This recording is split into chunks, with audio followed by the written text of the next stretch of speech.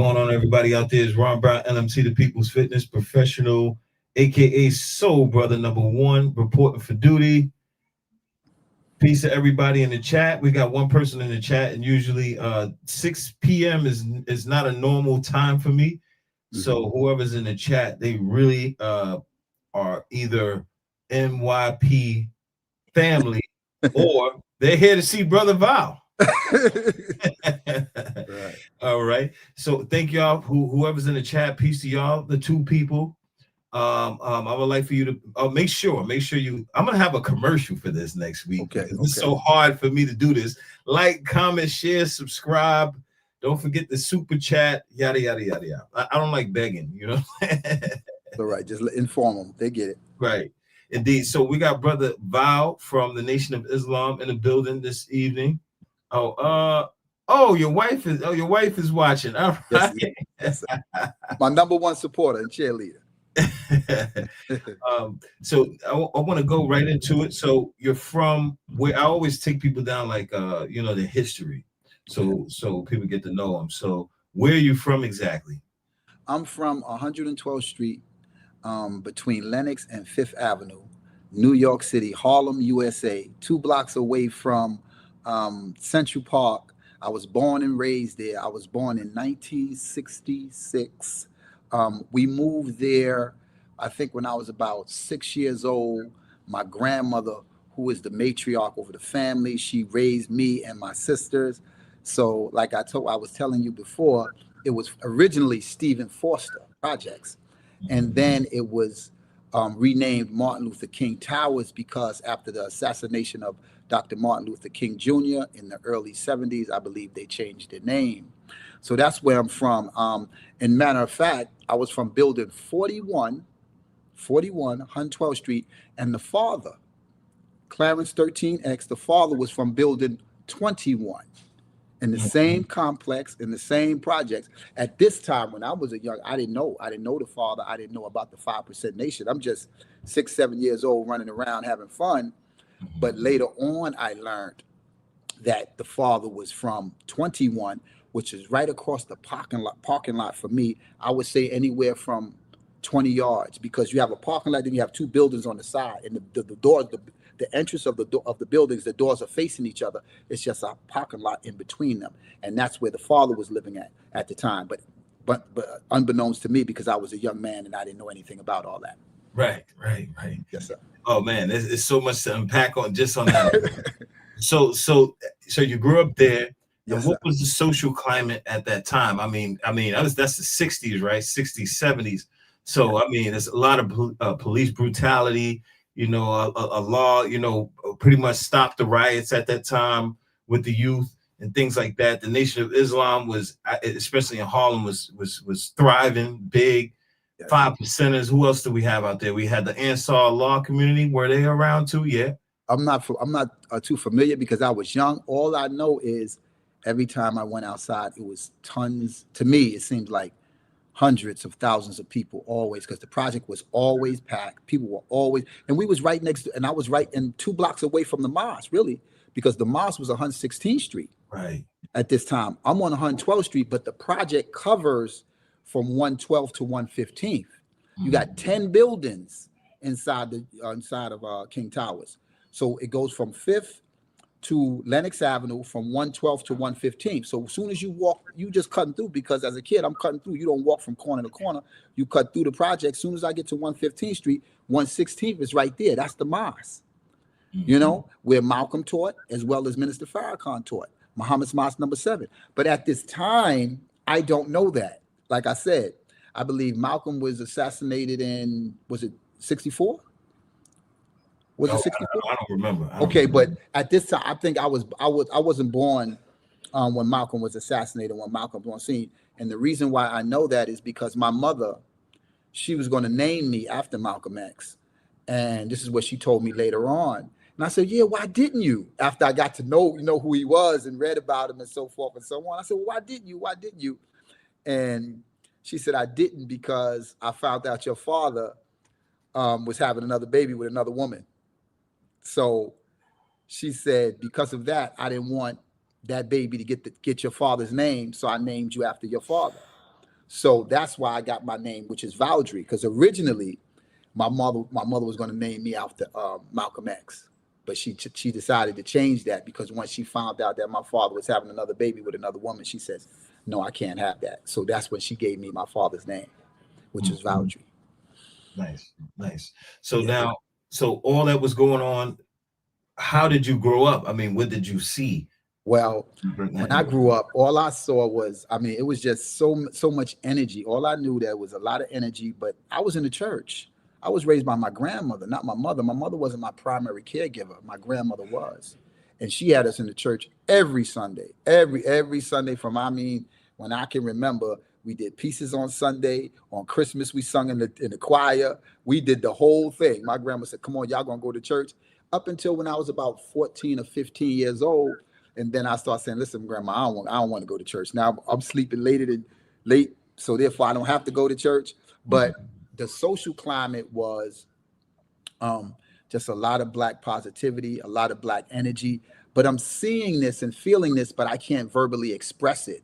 You know what I mean? You know how you see something, you're a part of something, you in the mix of it, but you can't verbally articulate what you're seeing and what you're feeling, but you know you can feel the energy of it. Right. It wasn't until later than when I began to grow older in my teenage years when I began to understand a little bit more, and then on my own research and study, I said, "Well, let me really look into this," and then I realized, wow, I was basically birthed right in the middle of a lot of that, and I had no idea at the time. Other than I do remember this. This is what I remember when I was a little boy.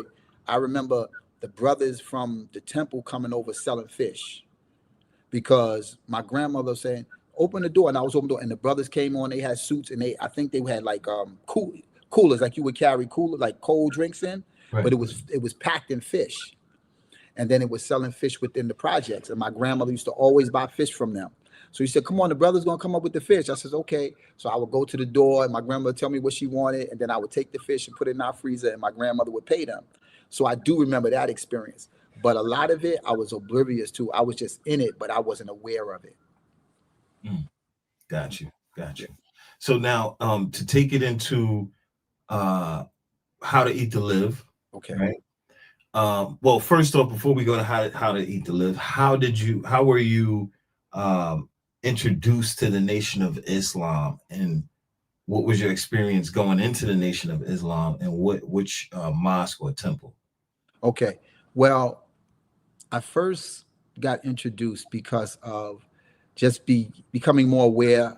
I started reading more books and I started learning more about Black consciousness. And I read Malcolm X autobiography, and I read a few other books. And then um, someone gave me a tape by Minister Farrakhan, and I listened to that tape, and basically I was addicted to what he was saying. I couldn't believe what he was saying. I'm like, "Are you kidding me? Is this guy for real?" I mean, because it was just my first exposure. It was mind blowing to me, and I said, "Well, where do you get the tapes from?" He told me. So I said, I started going to buy the tapes. I used to go buy the tapes and go buy the lectures, and every time I listened to something, I learned something. But what it did for me, it got me out of the mindset of Christianity, because I never heard a religious teaching other than Christianity. Because my grandmother, I grew up in the church, so that's all I knew. I didn't know about anything else until I heard one of those tapes, and then it was like I needed to hear more. Like I really wanted to understand this. Like, what is he really saying? And then it started making sense to me. He started breaking it down where, wow, I never looked at Christianity the way he described it in some of his lectures. But then when he described it, and I began to understand it, I was like, "Oh, he's 100% right. Like I can understand this." And then I just began to buy more tapes and more tapes and more tapes, and then eventually, I went to the mosque on 127th Street, and I went into the Nation for a good while, for a few years, um, and that's where I was at. And once I did that, and once I accepted that, I never went back to Christianity. Most of my family is Christians, but we have a loving relationship. They understand me, I understand them. Um, but Christianity never had the hold on me that it had at that time after that. because it was just an eye-opening message. And so that was my birth into the Black consciousness and into Islam, listening to a faith tape by Minister Farrakhan. What year was that? Do you remember? Oh man, that had to be back in the 80s. I would say it was in the early 80s. Reason why I know that is because I could remember when he went to Madison Square Garden in 1985, Power at Last Forever, when Mayor Koch was the mayor of New York City. And I think it was like 2 years before I started listening to tape. And then when I heard that tape, that was like, to me, it was just, it sent chills through my body, the stuff that he was saying and how he was talking. And I mean, unafraid, unapologetic. I mean, just 100% Black. I mean, I was like, wow, this guy's amazing. So that I know it was before 85, so maybe it had to be 83 or 80, 82, somewhere around that time. Gotcha. Now, so you went into the Nation of Islam. Yeah. You became a part of the FOI? Yes. Well, what you do is once you go in, there's a whole process. You go through an actual process, and I don't want to say everything, but you go through a whole process, and then you basically you write your letter. Then after you write your letter, then you get your student enrollments and your actual facts and so forth and so on, and then you have to basically say what you learn and study to the brothers, and then you become basically convert to the religion of Islam, and you become part of the FOI, which is a never-ending journey. It's not like you become and then that's it. You know what I mean? It's a continual process of working on yourself, cleaning yourself up, coming into a different mindset, becoming a new person by your words, actions, and deeds. That's just the processing part, but then the work has to be done after the processing. Okay, so maybe we don't want to go too deep into that, because people would have to experience that for themselves. Right. So now you go into the FOI, you become a Muslim, and then you're a Muslim from the 80s up until now. That's what you're saying. Yes. Wow. But when you first come, well, for me, I can't speak for everyone. When you first come in, you learn, you understand. But my dietary law wasn't what the Nation of Islam basically has for a dietary law. I stopped eating pork. I think I was about 20 years old. And the only reason I stopped eating pork, I'm being honest with you, because the brothers I used to hang out with, you shouldn't eat pork. You should, because my grandmother, she was from the South, and she basically fed us what she could afford to feed us, and we ate what we ate. So I did eat ham a lot. I never remember eating, like the worst part of the pig. I never remember eating any of that, but I do remember eating a ham sandwich at the time. You know what I mean? When I was younger. But then later on, around 20 or 19 and 20, the brothers I used to hang out with and play sports with, they were like, yo, you shouldn't eat that. You shouldn't eat that. I'm like, why? So they started telling me about the trichina worm and so forth and so on. And then I says, okay. But my thing was, I always like to go do the research. So then I went and got a book, and then I started reading up more on it. And then I stopped eating pork. And then later on, I stopped eating red meat. I think 95, I stopped eating red meat. And then one year, Minister Farrakhan had asked the nation to do Ramadan vegetarian. I forget what year it was, but he asked the nation to do Ramadan in the vegetarian style, basically no meat. And that's what I did. And then when I did it, I just didn't go back. I said, I did this for 30 days. Why would I go back to meat now? So, and this had to be at least, I think we're going on 15 years now that I haven't had any meat. So basically fruits and vegetables. But then later on, going back into the books of the Most Honorable Elijah Muhammad, How to Eat to Live, book 1 and book 2, he goes into how meat, we're not designed by nature to eat meat. And the best diet for you is fruits and vegetables, a vegetarian diet. He goes into that when you really go in and you extract the information you see. And one point he says in the book, we should begin to gradually wean ourselves off of the meat and the chicken and so forth and so on. So now, I have a question for you on that. So my issue with not eating meat is, where are you getting your amino acids from? Okay.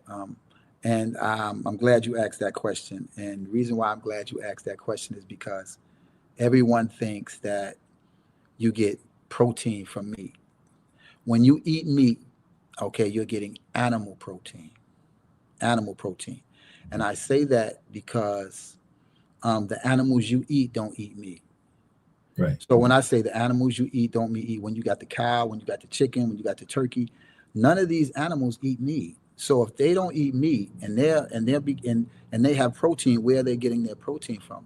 They're getting their protein from plants. Plants make protein, not meat. What animals do is they recycle the protein that they eat from the grass, from the grain that they eat, and then it becomes part of them.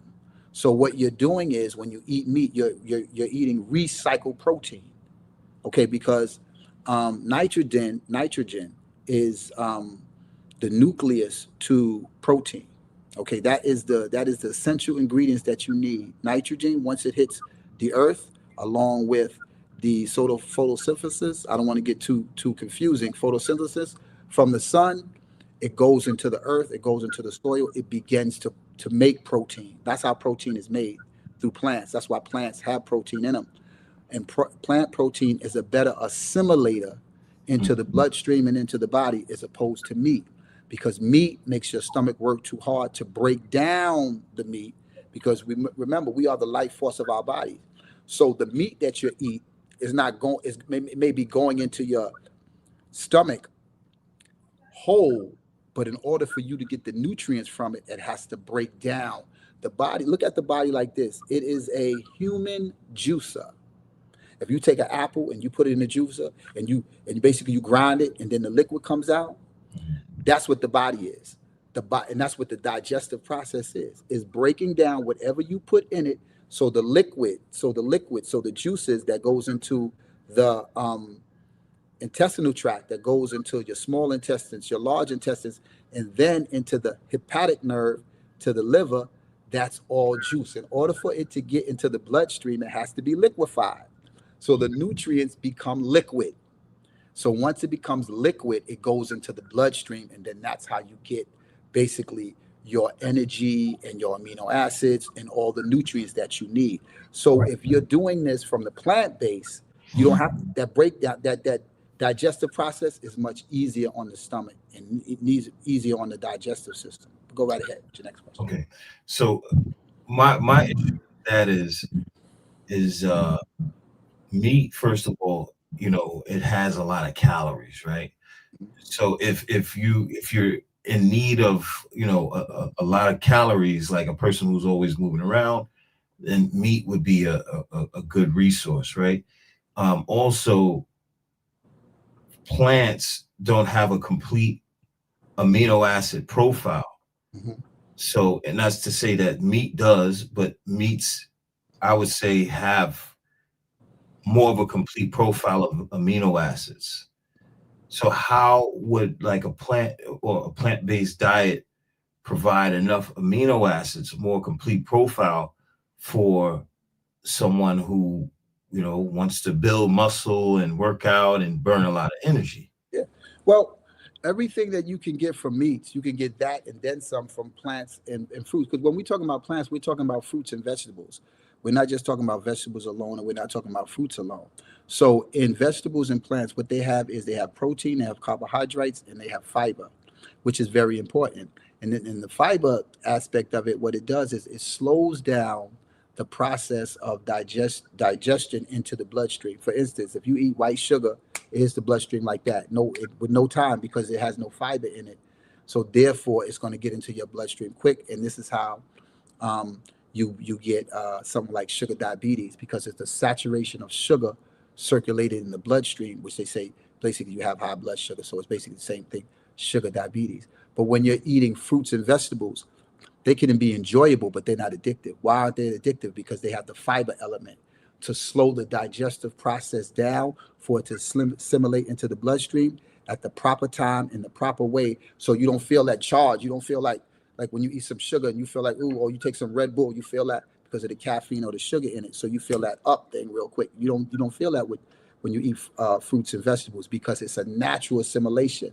And when you say fruits and vegetables don't have the amino acids. They have all of the amino acids that require. The only one that a lot of people say that they lack is the vitamin, I believe vitamin B12 um, in, Right. in in the diet. So if you want to take a vitamin B12 as a supplement, that's fine to make sure, or if you want to, especially if you like in your case, you're a trainer, you're working out, you're doing all these other activities where you feel as though you don't have enough energy throughout the day.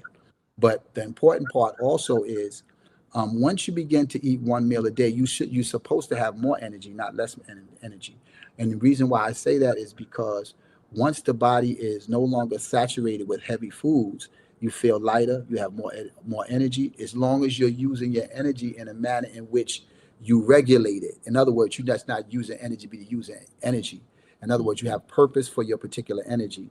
And therefore, if you move throughout the day in that kind of way, it'll be less likely, not that it won't happen, it'll be less likely that you become energy depleted. Mhm. Got you. So now to eat one meal a day, Yes. right? What is the process to get to that one meal a day? Me, I like to jump right up head first into things, Right.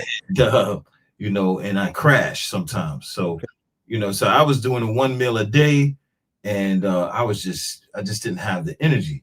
Hmm. So, brother Eric Muhammad was saying, if you were doing 3 meals, or if you were doing 4 or 5 meals, however you were doing it, just wean yourself off one meal at a time. Hmm. Now, my concern is once I get to this one meal a day, which I was doing already, Hmm. how can you pack in an enough amount of calories for you to have the energy throughout the day and to the reserves for the next day?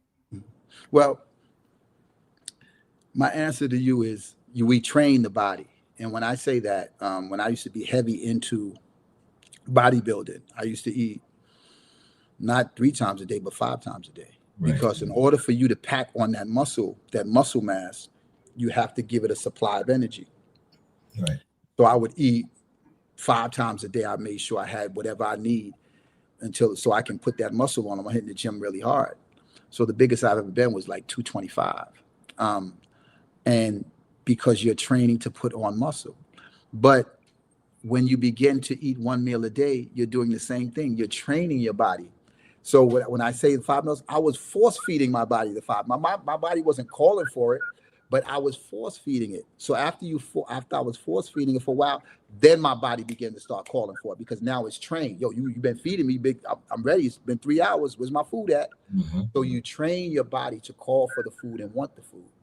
So when I got to one meal a day, you have to train your body off of the 5 meals or the 3 meals or the 2 meals. So what you would have to do is you have to go through a period. Like when I first started doing one meal a day, I remember when I was in the gym with my workout partner. He's like, "Yo, man, you starting to look like you on crack." I said, "Why you say?" He said, "Because you're getting real small." I said, "Well, I'm changing my diet. I'm doing one meal a day." So there is a process. You just can't do it and expect to look the same you did eating 5 meals. So there's a process, and after the process, after the training, after the period of time, it's almost like a lever that clicks in your body, like boop. Okay, we have established the one meal now, and now we can actually do what we did prior, even though we was eating 5 meals. For instance, I'll give you a quick example. I worked for the New York City Department of Sanitation for 25 years. I used to go do my route, and after my route, after work, I used to go to the gym. That's almost like two workouts in a day on one meal. So it, Mm. so it can be done. It's just a training process. A week is not going to do it. You can't do it for a week, or you can't do it for 2 weeks and 3 weeks, and then you expect, okay, it's going to happen. I can't tell you how long it's going to take you, but I know it took me some time in order for my body to click over and make that transition. Okay. And I've been eating one meal a day now for I don't know how long. Now they call it intermittent fasting, but we know it as one meal a day with the most honorable Elijah Muhammad.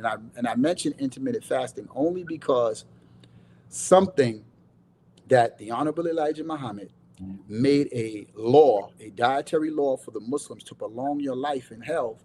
Other people see the benefit of it, but yet they don't want to give him the credit and say one meal a day. They'll say intermittent fasting. which means you eat one meal or two meals, you know, but yet in the process, you may not eat for 12 hours. You may not eat for 16 hours. So they call it intermittent fasting because they give you a time restriction, a window in which you can eat and you cannot eat. It's similar to one meal a day. You're not eating all day. And this is why the Honorable Elijah Muhammad said, the main root of these books is to stop you from eating one, or two, or three meals a day, which may prolong your life. That's what the key is. So I just wanted to put that out there because it's a big crave now for intermittent fasting. Oh, I lost weight, I'm doing intermittent fasting. But in my opinion, the author of it all, because you have scientists, when I say scientists, heavy doctors and surgeons. I forgot one surgeon's name. He's a cardiology surgeon. He's even telling his patients, if you fast, you will become more healthier. And what I'm saying, all of this information is in the How to Eat to Live and the Message to the Black Man, Our Savior's Arrived, Fall of America, with the Honorable Elijah Muhammad putting that restriction on us, eat one meal a day, even though we may not have the detailed information of to why, but it is effective and it is effective. So it's important once you get to it, because it's not about gaining big muscles, and it's not about doing those kind of things. It's about the longevity of your life. Even though we may be Christians, Muslims, whatever religion we claim, no one wants to leave the planet any faster than they have to. Okay, so why not adopt a diet that can help you sustain yourself? Right. Now, I want to say that's what they call it now. It's the OMED diet. Okay, that's what they call it now. OMED diet. Thank you, brother Joey, for the $30. I really appreciate you. Much appreciated. Much appreciated, brother Joey. I just want to make sure your name is up there and you're shown. You know, you're acknowledged. Thank you, sir. Really appreciate it. We're trying to grow this platform to do more in-person podcasts. So that's the goal. So whatever donations you guys send, that's where it's going to be going to, building up an building an in-person platform. We have a studio. However, this stuff costs. So, you know what I mean? So thank you, Joey, brother Joey. So yeah, the brother said the Adept Moore number 7. Most of the time we're just dehydrated and think we're hungry. I could agree with that to a certain extent. Sometimes we're lacking the calories though, and we don't realize it. So that's why I want to try to, like when you're eating this one meal, is it one meal in one sitting, or are you eating from 4 to 6? Well, usually it's one meal in one sitting. Okay, so usually it's not, all day long after the particular the time prescribed, because basically your basic meal is that one meal a day, which is usually one sitting. Now, if you want to have something to drink or have some coffee, that's fine. You can have that. I'm not saying don't drink anything after the one meal, or don't drink anything before the one meal. We're talking about the actual food that you consume. But to answer to piggyback on the brother's question about most of the time we're dehydrated. Yes, we are dehydrated. 75% of adults, when they go to the hospital for emergency care, 75% of them are dehydrated. But sometimes we don't recognize that we can get hydration through the foods that we eat. We think of hydration when we think of water, but you can get hydration through watermelon.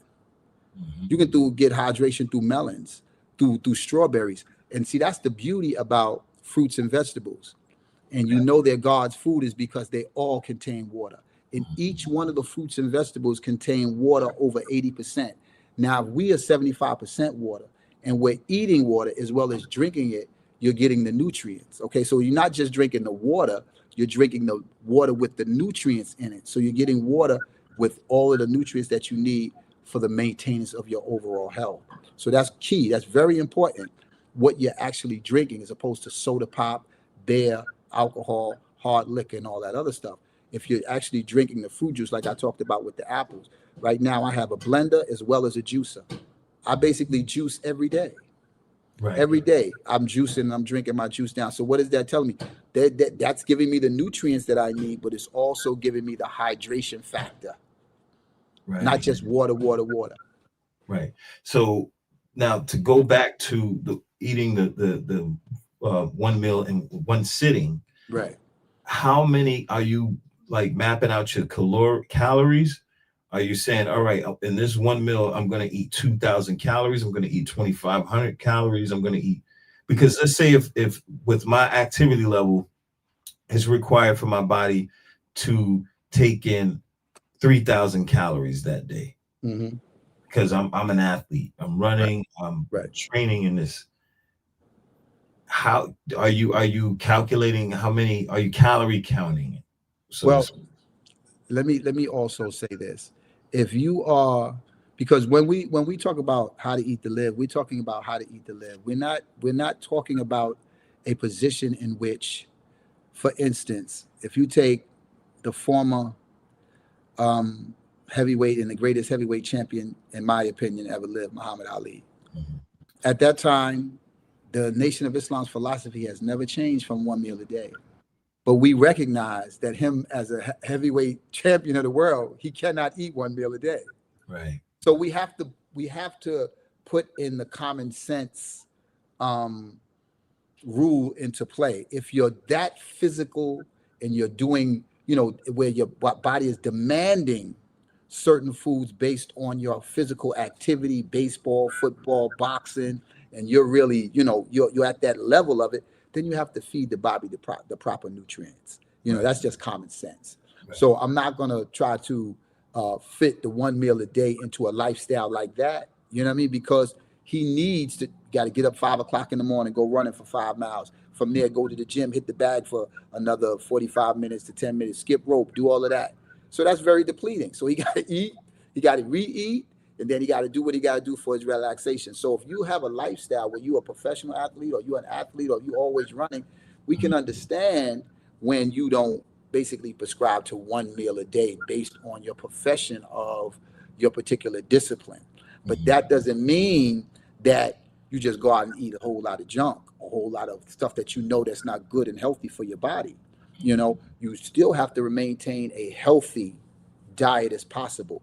No alcohol, no smoking, no whether it's weed or whether it's hookah, whether it's this vape stuff, whatever it is, none of that. You can't put any of that into your body and still want to remain healthy. So you want to eat healthy foods. You want to eat healthy fruits and vegetables and stuff like that to maintain your physical strength and performance level. But at the same time, we don't want you to go to the point where you just say, "Oh, the hell with it. I'm gonna eat what I want to eat," because in the long run, and this is why I say it's the accumulation of what you've been doing over years. Once you hit 40, 50, 60 years old, you're going to see the result of your eating habits and your lifestyle. So when you get to that age, we want you to still feel and look good. That's the Mhm. important part. Indeed, indeed. So you're not counting how many calories in this one. No, I don't count how many calories. I go, like I said, I go to the gym for an hour and a half. And my basic meal, I would say 5 to 7 days a week, is salad. The salad, I'll get some spinach. I have some quinoa. I have some arugula. I have all kind of different salads in there, onions, garlic, tomato, all of that stuff. And it's a substantial enough where when I finish eating, I'm satisfied, but I'm not stuffed. And that's another thing. We eat past the point of satisfaction. You know what I mean? We just eat and eat and eat and eat, but you already fed your hunger, you good, but you want to keep eating more. So you want to try to limit that activity as much as possible, because that's where you begin to start putting on extra pounds. And once we start climbing in number, not getting old, climbing in number, once we pass that age of 35, it's really important to really focus in on your diet and your health, because you're not 21 years old no more. You can't just run and jump and you're okay. You're not going to see no pounds on you. You got to make sure that you're doing what you need to do, especially when you get past that age of 35, because that weight is going to show up on you real quick. Right, right. So now, so you answered the calorie counting. So you're able to eat just like a salad, Right, which that salad, a huge salad, let's say with maybe some dressing. I don't know if you right, use dressing, right, and you don't eat meat, so you don't have that there. So maybe your salad is maybe 300-400 calories, right, 500 calories, right. Maybe if that. Right, if that, if right, that. if And that. you're able to survive day to day on just that amount of calories. Yes, for the most part, yes. Now, from time to time, I may eat something else, but it's not to deviate from my diet. Like, for instance, if I go out, if me and my wife go out to dinner or something like that, I may have a little bit more to eat. But on the normal, I don't go out and eat like that. And when I do, when we and her do go out, I don't eat what's not in my diet. In other words, I still don't eat meat, or I still don't eat a lot of white bread. I still don't eat certain things. I may eat a little more of it, but I just don't go back to the bad stuff that I gave up. I don't go back to that. Okay, so you've been doing this for this particular diet. I know you've been eating 1 meal a day for years. Right, right. Right? So now you're just doing mainly salads, no animal products. How long Right. have you been doing that? Um, no animal products for about 15 years. Wow. And so clean bill of health, you never get sick, Yes, nothing yes, like yes. that. Matter of fact, I lost 25 pounds when I started doing it, because I was 225, and then once I started eating like this, I began to come down and come down and come down. So, like I said, even some of the guys that was in the gym, they was like, "Yo, what's the matter, man? You losing your size? What's going on?" I'm like, "Listen, I changed. I'm not eating all of that stuff. I'm not eating like that anymore." And I said, plus, I'm getting older now. I'm not trying to carry all of that muscle. Right. And then 3 years later, they all start doing the same thing. They're like, "Oh, I understand now." I said, "See, you understand. When you get older, you have to really focus in on your overall health and diet, but also you have to understand what you can and cannot do in reference to abusing your system by eating so much food. Like, I never really abused my system, but I was just eating too much to put the muscle on, because muscle is active, live tissue. It's not like fat. Fat is just waste on the body. It Mhm. has no real purpose. It's just there. But muscle is what you utilize and use, and you need to keep strengthening. So you have to feed it in order for it to be active. So Exactly. like I said, I came down from 225 to 120, to 200. To 200. And you Yes, maintain 200 with yes, eating less than 500 calories a day, basically. yes, yes. And like I said, I juice every day. I put my bananas in there. I put my strawberries. Well, see, So that's still some calories a little bit. yes, yes, yes, yes, yes, Yeah. yes, yes. So, And I so juice. you may get in maybe 700 calories a day. Maybe, because like I said, I juice every day. Every day I juice, and that's just Right. straight liquid, straight down on my juicer or my blender. Got you. Got you. Yeah, All right. Now you had some notes that you wanted to you had there. yeah. I wanted to go over, and this is the importance of the How to Eat to Live, because when we look at Black America, the current state of Black America in 2025, we're number one in heart disease, number one in heart attacks, number one in stroke, number one in breast cancer, prostate cancer, colon cancer, Mm. lung cancer, high blood pressure, being overweight or obese, and second in diabetes behind the Native Americans. So when you look at that, when you see the health chart before Black America, you have to say that we are woefully lacking in our health. So we need to adopt another form of diet, whether it is how to eat to live 1 meal a day, or whether it's something that you can gradually work with 2 meals a day, because the important factor is that you want to improve your health. And if you continue, and now, matter of fact, the physicians and the doctors are now saying this is, I believe, the first generation where they are projected that the parents will live longer than their kids because of the food that they consume, and now so much processed food now. I mean, 70% of the American diet is processed food. And when I did the math on that, 70% of the American diet is processed food, but you have 70% of America that's either obese or overweight. Mm. And then you have 7% that is extremely obese. So what does that say? We're eating too much. And people think that you have to eat 3 meals a day. You don't have to. Matter of fact, eating 3 meals a day didn't really come into popularity until 1906 with the Kellogg brothers, who developed cornflakes. Once they introduced cornflakes to the American public, Then basically that sparked the 3 meals a day thing, because what the slogan that his assistant came up with, a slogan is breakfast is the first meal, is the most important meal of the day, and people still talk about that today. But that was the marketing tool that they used in order to get people to eat breakfast, because at one time people wasn't eating breakfast like they eat it now. They didn't make it an essential meal, is what I'm saying. They didn't say you can't leave the house without eating breakfast. After 1906, they marketed that. That's how they got cornflakes and cereals off the shelves, because they wanted to sell their product, which was cornflakes. And these are Kellogg brothers. Don't take my word for it. Look it up, and you'll see it. Then that's when people start doing that 1 meal, that 3 meals a day, 3 meals a day, 3 meals a day. Okay. Now, before we go more into the notes, I have another question. Yeah. For the person who works out, after you finish working out, are you drinking a shake, or are you doing anything like that? Yes. As soon as I finish working out, I would say maybe 30 minutes after I finish working out, either at home or I'll go to my local juice bar. Shout out to my local juice bar, Harlem. Yeah, I go there and I usually get me a vegetable juice. I don't get a protein shake. I get a vegetable juice, and basically it's like all greens in it. They put everything green in it, and a green apple, and then they also put turmeric. They also put ginger, and they also put lemon in there. And I drink that down, and I usually do that 5 days a week. If I don't get it from there, I'll just do it when I get home on my own when I make it here. Yeah. So I'm a calorie counter. So right. so you're doing 2 shakes then? Yes. Okay. One before and one after. All right. So I would say in those 2 shakes, you're getting about 300 calories. Okay. To 4, maybe. I'm just saying, just maybe, right? And then the other meal, now you're getting 3. So you're creeping up to 1,000 calories in my mind. Yeah. And why it's good, because for me, you have to develop your own routine. I get up in the morning, I do what I have to do as far as, getting in the bathroom, taking care of myself.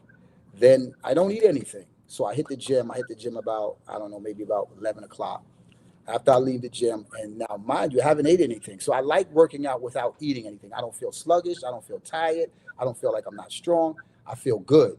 And the other thing it does, it keeps the weight off, because now I'm working out in a fasting mode, because breakfast really means break your fast. Right. But because I didn't eat anything, I'm not breaking my fast, but yet I'm in the gym working out. So I'm working out while my body is still fasting. So that's making sure that the extra fat or the dextrolators or whatever the case is being burnt off me. Then I go get my shake after the gym. Then I said, you know what, let me go get my juice now. And then I'll drink. And then I actually feel like, ooh, that felt good. Just to, get the nutrients back in me. And then later on, maybe about 4:30, 5 o'clock, then I have my first actual food meal that I'll eat. And then later on, if a basketball game or something's on and I'm watching, so I'll make me a shake, and then I'll drink my shake. Here we go. So it's 1 meal and 2 shakes. There we go. I think I could do something like that. I think I could do 2 meals and 2 shakes. Right. I think that's how I'm gonna do it, because the 1 meal, the way I train and all of that, was killing me, and actually messed up my workout. I said, you know what, I'm not working out. Wow. It threw my workout off for a whole week. So let's go back into your notes. Okay. I do have quite a bit notes here. I'm going to cover with how much time we got left. Well, we ain't got much time. So I want to go into, okay. The most honorable Elijah Muhammad instructed his followers to eat 1 meal a day, right? Why? To prolong their life, because it takes 24 hours to completely digest your meal, allow it to assimilate into the bloodstream, and then the elimination process, which is very, very important, the elimination process. Okay. Because once you have the elimination process, you have no accumulation. This is what you don't want. This is why the 1 meal a day is so important. There's no accumulation of waste matter. Okay. So if there's no accumulation in the colon of waste matter, then the chances of you developing polyps, tumors, or cancer or colon cancer become slim to none. Because what we don't realize, when we eat 3 meals a day, the body is breaking down this food, pushing it to the colon. Then the next meal, the body is breaking down the food, pushing it to the colon. The last meal, the body is breaking down the food, pushing it to the colon. Now you being impacted over and over. You're not giving the digestive system a chance to rest. All you're doing is packing it in, packing it in, packing it in. And then you have 3 meals a day. Say if you're eating 3 meals a day, you got 7 days a week, right? So that's 21 meals a week. But yet the elimination process can only be 3 to 5 a week for some people. So now what happened to the other 19 or 18 elimination process? Where is it at? Mm-hmm. It has to be somewhere. It didn't disappear. So it's still in the colon. This is why 70% of adults suffer from digestive issues because of the impacted in the colon. You have to clean that out. And that's the beauty about the 1 meal a day also. It doesn't allow your body to accumulate poisons from the food you eat. And when I say poisons from the food you eat, you can have the best food on the planet, but there is a digestive process that breaks down and gives you the best and leaves the rest becomes waste. What is waste? Waste is poison to the system and to the body. You have to remove it. You have to get it out. And the only way to get it out is through the elimination process. So if you're constantly eating, but yet you're not eliminating, then what you're doing is you're basically storing waste in the colon that can lead to colon cancer. And black people are number one in colon cancer. I already said that. You know that from the former actor Chadwick Boseman that played the Black Panther. He died at a young age of colon cancer. So it's very important when you eliminate that colon. Not only that, the colon is where 80% of your immune system is. So now if you're constantly packing in the food, not allowing the immune system to do the work that it needs to do, which is travel throughout the body and pick up the debris and all of these bacteria or viruses that is supposed to cleanse the body, because now it's impacted. It's being hampered by you eating 3 meals a day. So I want to mention that also. Then also the other thing was sugar diabetes. Sugar diabetes is the saturation of sugar throughout the blood. But if you're eating 1 meal a day, before you get to the next meal, the sugar's out the blood. So you're not overtaxing the pancreas. Okay, because if you overtax the pancreas, then the pancreas is not working properly. And now you got to use insulin because your particular pancreas inside your body is not producing enough insulin and allowing the actual food nutrients to get into the cells. Mm-hmm. So now they got to force feed you insulin in order for it to work. Right. But the 1 meal a day, you don't have to worry about that. The same thing with the salts and the sugar and the high blood pressure. Okay, so it's really a system that's designed to make the overall body function in a way that is natural to a healthy lifestyle and to longevity. Gotcha. Makes sense. That makes sense. So now, any other notes that you want to go over? Yeah, I want to go over fasting and the beauty of it. When sometimes we say, I remember when I used to be at work, they say, man, you're not eating, you fasting? How you do that? We make it a marvel because we haven't tried it. It's not something impossible, and it's not something that you can't do or no one else can do. It's just the discipline. We have given up the will, the active will to discipline ourselves to do what is right. So with fasting, it's just the discipline of it. Okay, fasting is prescribed. What happens to the body when you fast? The most honorable Elijah Muhammad says fasting can heal 99% of your ailments. Okay, why did he say that? This is what he said. The followers, the believers, believe what he said, so they participate in fasting. But let me help you to further believe what he said. Now, when you do the fasting process, what you're doing is you're doing an internal cleansing as well. For the first 10 to 12 hours, your body's energy is running on glucose, which is sugar. It's another word for sugar. So if you eat your first meal, right? You get up in the morning, you eat breakfast, you eat a big breakfast. Now, once your food begins to digest, what it turns to is glucose, sugar. So you're running on that. That's your energy. So I wanted to say that so you can understand as I go along. Now, after the first to 10, 12 hours, you start being depleted in sugar, okay? Then what your body does is from 12 to 16 hours, it starts feeding on the fat on the body, whatever fat you have on your body, wherever it may be. Because you remember, we have 2 forms of fat. We have subcutaneous, and then we have subcutaneous is the fat that you actually On your touch it. organ. Then right, then you have the actual visceral. Visceral is the fat that's on the organs and Oh, around the them. visceral is on the organs, right? Visceral is inside the body that you don't Right, see. Subcutaneous is what you can actually pinch and see. right. Okay, so you have two full forms of fat on the body. So what happens is after the 12th and 16th hour, then you begin to feed off the fat on your body. Okay, and then from the 16th to the 20th hour, your fat is being converted into ketones.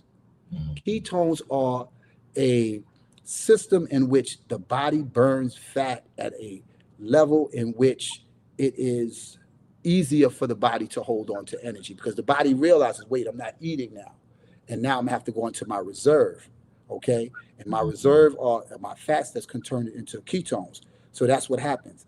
Now the magic happens after the 20th hour, the 24th hour, which happens is autophagy happens.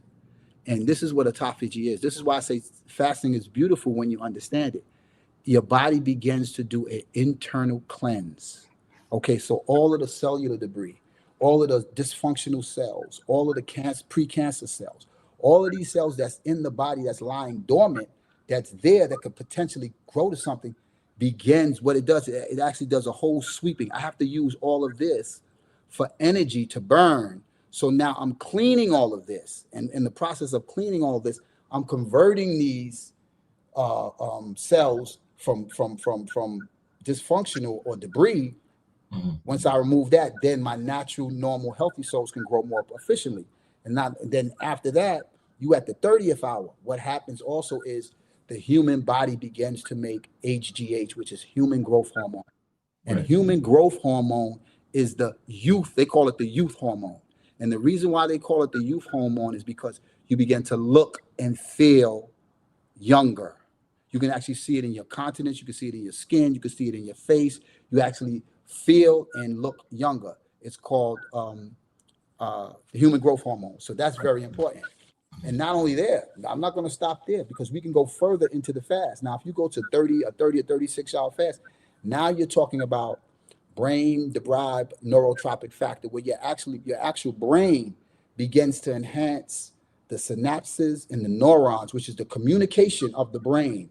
It's almost like you said, like, I want to pick this cup up. So I reach my hand and pick this cup up. But in order for me to reach my hand and pick this cup up, you have neurons in your brain, but your neurons don't communicate with each other without the synapses. The synapses goes to the other neuron and tell the other neuron what I'm thinking or what I want to do. But the communication has happened so fast, we don't think of it like that. But they're communicating with each other. The brain cells are actually communicating with each other. So what it does is it helps to reorganize and the brain and the memory and learning and focus and concentration. It keeps it clearer and fresher in the brain. So this is what fasting does. So when we look at fasting from a health perspective, the Honorable Elijah Muhammad is 100% correct when he talks about fasting can heal 99% of your ills. Because if you're relatively healthy, or if you're going through a health issue and you never looked at fasting as a way to help you, maybe you need to in corresponding with your physician or your doctor, because it's very important to you understand the biological nature in which the Creator put in you. The Creator put everything in you that you need. It's just that you have to understand and learn how to utilize it for your overall benefit. Indeed, indeed. Sorry, I'm trying to send somebody this live. Yeah. Okay. Anything else you want to go over before we cover? We got 7 minutes. Yeah, I'll go over. I already mentioned that, so I'll go over really quick. The reason why I say, or the reason why the Honorable Elijah Muhammad says, let me say that meat is not. We're not meat eaters by nature, and it will shorten your lifespan. Is because even in today's market, we have to understand that there's 6 different hormones injected into meat, whether it is beef, lamb, chicken, turkey, or the forbidden flesh, which is pork. And not only that, they're feeding pigs now and cattle a feed steroid called ractopamine. And this steroid is supposed to build muscle or fat onto the particular animal to fatten them up before they actually go to the market. it's not making a healthier cattle, but what it's doing is it's making them grow faster in a shorter period of time to get them to the market so you can purchase them. The other thing is when you go to these slaughterhouses and they cut these chickens up and they fill these chickens up, they are washing them in chlorine. I'm gonna say that again. They are washing them in chlorine. Okay, and they also filling everything, and because they think antibiotics is the solution for everything. So it's an overuse of antibiotics. And people don't realize, even when you have a slight infection, whether it's a tooth infection or whether you have another infection, and you go to the doctor and they say, well, you have an infection, let me give you these antibiotics, and you get the antibiotics from the drugstore, you go home, you take them for the period of time you're supposed to take them. What it does is it affects your bacterial fluoride. It basically puts it almost not out of balance, but it puts it in an imbalance. Okay, so it's important to take probiotics after you take antibiotics to balance out your fluoride, because antibiotics just wipes it clean. It's indiscriminate. So your good bacteria and your bad bacteria is being wiped away with antibiotics. So what you want to do is you want to bring that balance back. So when you bring that balance back, use a probiotic. Go to the store, get you a good probiotic, and it'll help the intestinal fluoride grow, because you are supposed to have intestinal fluoride in the gut, friendly bacteria as well as bad bacteria for overall healthy gut. That's important. The other thing I want to say about meat is processed meat. This is what the World Health Organization said. October 15th, they came to the conclusion. They said processed meat they classified processed meat as a #1 carcinogen. And they said it will, not it might, not it probably will, not maybe you might. They said it will cause cancer. This is what the World Health Organization said. Processed meat is hot dogs, bacon, whether pork or beef or turkey, cold cuts, salami, and sausages. So I'm just letting you know, this is what the World Health Organization, if you don't believe me, look it up yourself. Say, what did the World Health Organization say about processed meat? And you can Google it. We can Google everything now. They'll let you know that on October 2015, they came up with a study saying that it's a carcinogen and it will cause cancer. And then they said red meat, it's a possibility that it's a carcinogen as well. They didn't clearly identify it like they did processed meat, but they said it's a possibility. So I say all that to say, meat is not necessary for you to have a healthy, long life, is what I'm saying. And you don't need animal protein when you can get plant protein. Check. Okay. Now, before we close out, I want to go more in depth into, these, the plants that actually have protein, and eventually we can do that if you would like to come up again.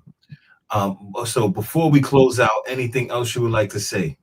The only thing I would like to say, I like to end it on this. When I read How to Eat to Live, and the Honorable Elijah Muhammad says this: your mind is the most powerful force in your possession.